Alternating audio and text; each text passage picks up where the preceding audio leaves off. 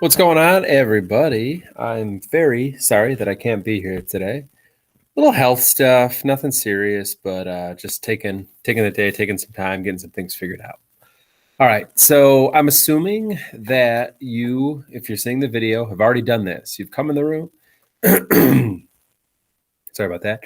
You've come in the room, you've dropped your phone off by the door, and now you've clicked on this link and you're watching the video here at the link. So it says in this video, I'm going to go over today's agenda, and that's exactly what's going to happen. I'll do it as quickly but as thoroughly as I can.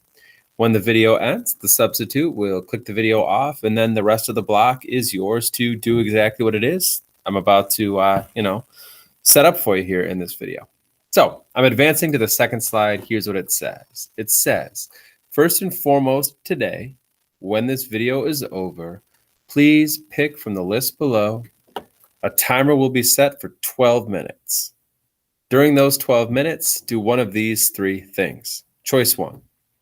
Let's say that last week you were reading from Thomas C. Foster's How to Read Literature Like a Professor.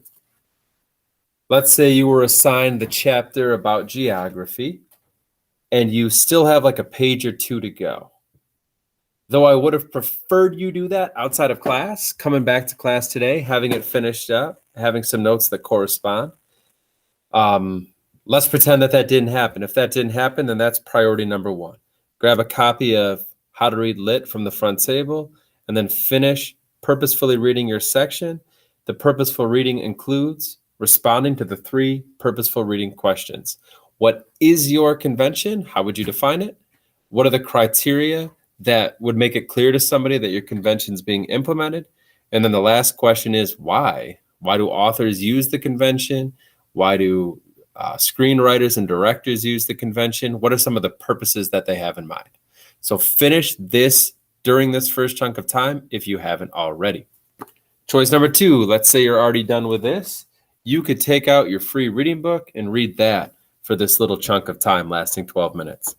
Unfortunately, we're like a little over a month into the course, and we really haven't had much in-class time for free reading, and that's a crying shame. So if you feel bad about that and you have nothing else to do during this time, then do that. Last choice. No Membean is assigned this week. However, you can still complete Membean this week if you do in full, 3 days, 45 minutes, or 80 questions correct. I'm gonna learn about that through my report that gets emailed to me every week. And next week, if I see that you've done that, I just put in an extra score into your marking period 1 GPA. And then also, if you have a week where you didn't fully complete Membean, you do have the right to earn some credit back if you decide to do an extra week's worth of Membean. So something you could do right now is log into Membean for 10 minutes, a 10-minute session, and do that for this chunk of class. So as far as what the room will look like for the next 12 minutes after the video is done, quiet, silence. One of these three things is happening for each and every individual. 12 minutes is up. Here's what's next.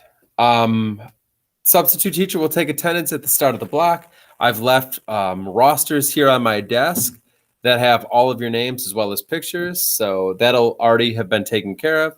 I, of course, am going through the agenda and the homework right now. But here's what you'll do after that first 10 to 12 minute chunk. We're going to take a look at what's called the compact for group work. That's something that's been created here in room 203 throughout the course of the last few school years. If I were here today, what we would do is kind of brainstorm and talk things out a little bit to contribute to the doc. But since I'm not here today, I just went ahead and printed it out, laminated it, and stuck it up to the front wall. So what I'm going to do is share that document with you. My hope is that you're cool with it, that it all makes sense. But of course, if there's anything to add, modify, subtract away from this compact that will guide us throughout the course, then that's something that we'll talk about when I come back, and we can make some changes to it to make sure that it's A-okay.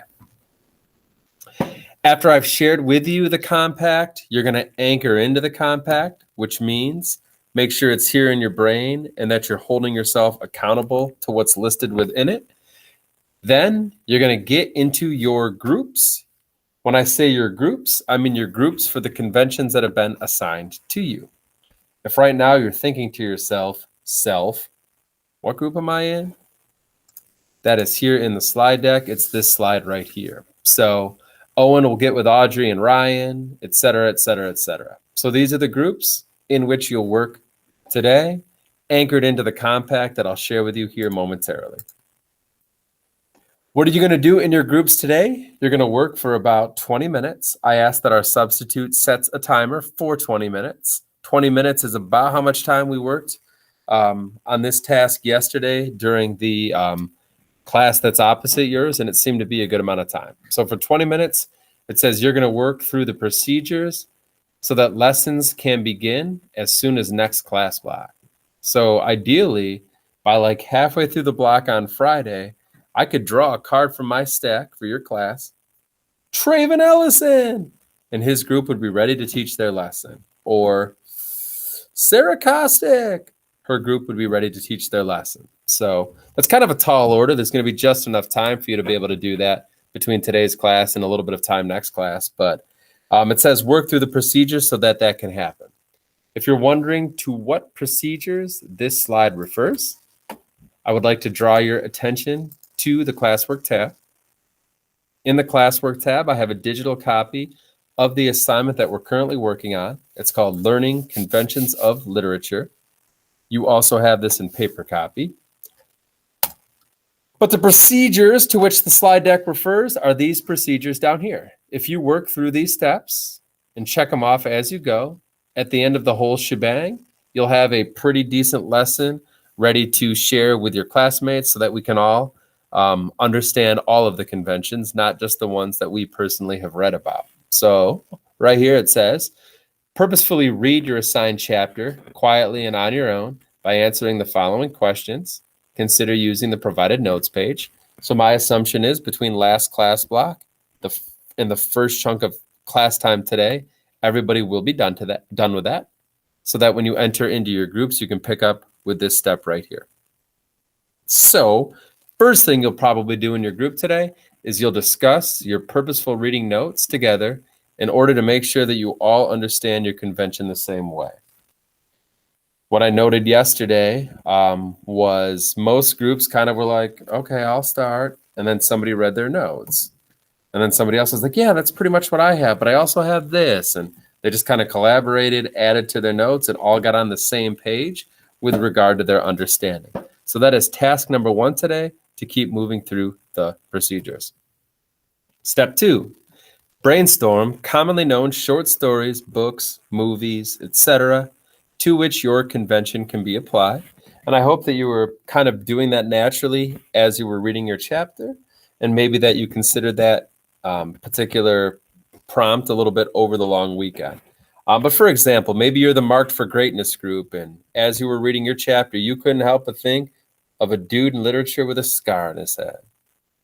Maybe you were the geography group, and you couldn't help but think about the film called Inside Out, where there's different like landscapes that represent, different parts of the protagonist. I think they're called like her islands or something along those lines, her islands of different aspects of her character. Whatever the case may be, talk it out. Talk about different places where you've seen this happen, and hopefully in doing that, you'll be able to come up with maybe a movie to share with us, a series to share with us, some different movies to share with us via exemplification when you're trying to teach us what your convention means. So make sure you all understand the convention and then come up with some examples that you can use when you're teaching your lesson.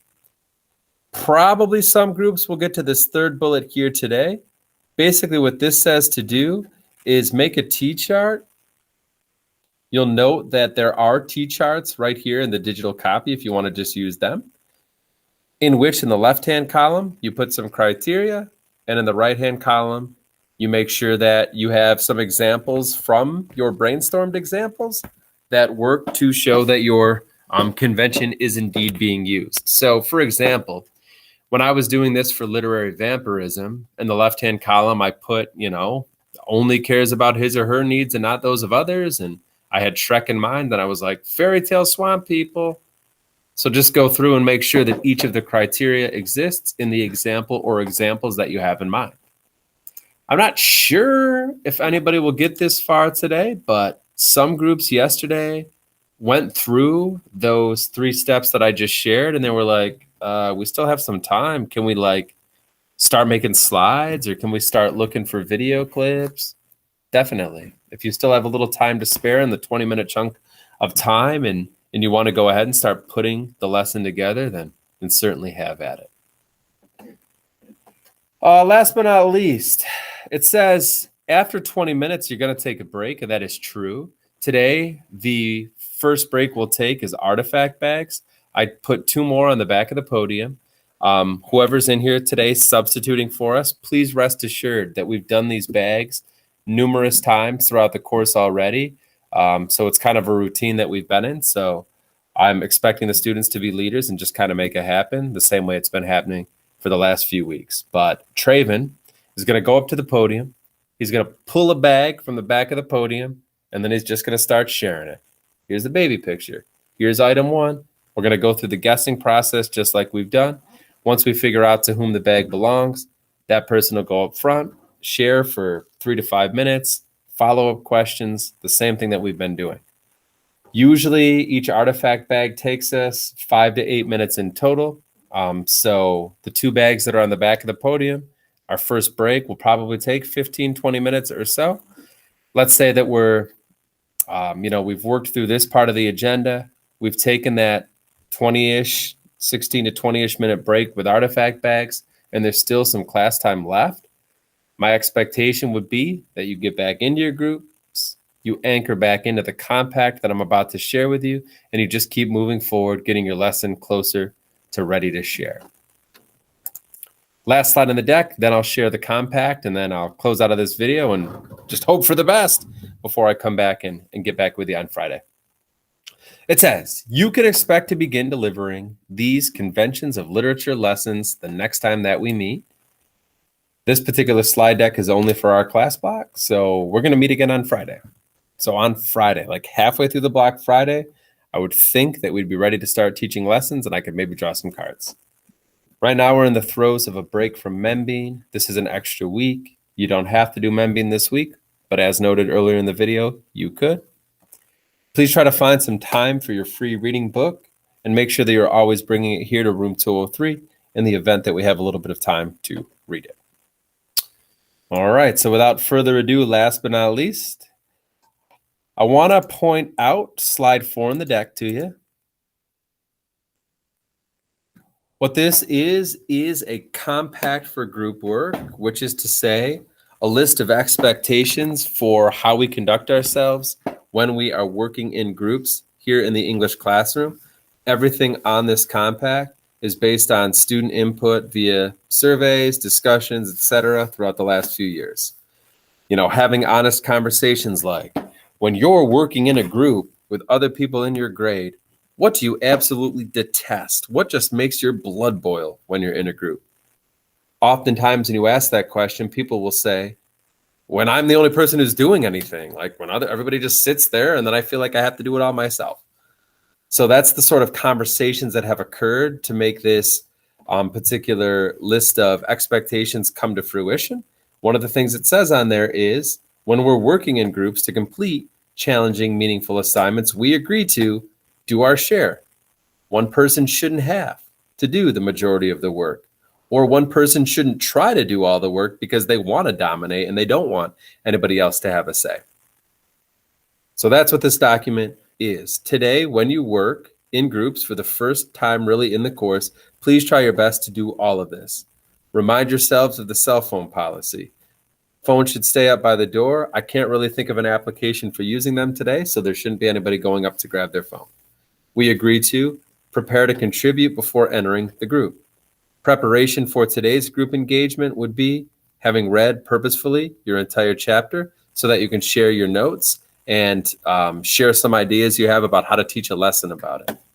We agree to do our best to get along with each other and be open-minded, flexible, and positive.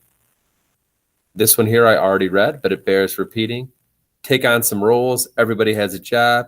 Everybody does their share so that one person doesn't feel like they have to do all the work, or so that one person doesn't try to take over and do all of the work. We agree here today and in the future in groups too, stay focused and on task so that work gets completed to a high degree. That means keeping side conversations to a minimum. That doesn't necessarily mean that side conversations are like non-existent. We talked yesterday in Block 5 BD that part of what makes the group function is occasionally stopping and just talking about, what's going on in our lives, that sort of thing. At faculty meetings, a lot of times we work in groups, pre-assigned groups of teachers, and usually for the first 2 or 3 minutes before we start working on, whatever Mr. Gammon or whomever wants us to work on, is we just talk, we just catch up. A lot of times we haven't talked to each other in weeks. So, I might say like, Mrs. Malaber, like, what's going on? How are your daughters? I think one of them's got to have a baby. Like, we have those conversations, but those conversations can't last forever, or we won't get done what we need to get done. So what this means is, if it's a side conversation, it probably should wrap up within a minute or so that you can stay on task and get done what you need to get done. Also, it says that we shouldn't engage in intergroup fraternizing. So that means that you are working with your group. You're not getting up and going over and talking to some other group. You are with your group, part of that community, and not trying to join another one or bother folks in another one. We agree to be comfortable sharing ideas and opinions and asking questions. If somebody in our group has a question, we're going to try our best to help them out, try to get them unconfused if they are confused. We'll also try to provide constructive criticism. Yesterday, we talked about how, sometimes people might have an idea that could work, but it's a little bit off, and maybe with some discussion, we could get it to a good place. But we also talked about how sometimes people have an idea in a group and it's just wrong. Like it's not right. It's not worth pursuing because it's not going to work. In groups, we have to be honest with each other, and we need to say when that's the case, but we need to do so in a manner that doesn't make somebody feel awful. Constructive criticism it's an art form. It's something that you get better at the more you practice it. So, we're not expecting perfection as far as this goes, but we are expecting you to try that. We agree to, in our groups, overcome challenges together without giving up. We agree to develop a plan and come to a consensus before we move forward and before we make big decisions. And then this one right here is a biggie. And with the substitute in the room today, I just want to point out that the expectation is that leadership comes from within. I, as a teacher, a substitute teacher, shouldn't have to walk around the room and be like, get on task, get working, do this, do that. You should be able to hold each other accountable. Here's the expectations. If you're a member of a group and the expectations aren't being met by other people in your group, it's incumbent upon you to get them back on track. Yo, bro, why are you still talking about that? Like, cool story, but let's get back on track. We've been talking about this for a couple minutes. Like, what's your idea again? We need to do that within our groups, and that comes up every single year as being important. Groups need to be under control, not in control by whoever the ultimate leader in the room is. So this is our compact for group work. Today, when you're working in groups, you are, quote, anchoring into that compact, trying your best to do everything that it says within that compact so that it's a good quality group work experience. Man, I think that's everything. I certainly hope I haven't forgotten anything. I'm aware that a video like this is long, probably not super exciting, but I always err on the side of caution when I'm absent, trying to provide as much as I can to help classes be successful so that we keep moving forward each day. Livonia Touchstone. I'm out. Hopefully I'll see you again on Friday. Good luck with all of this.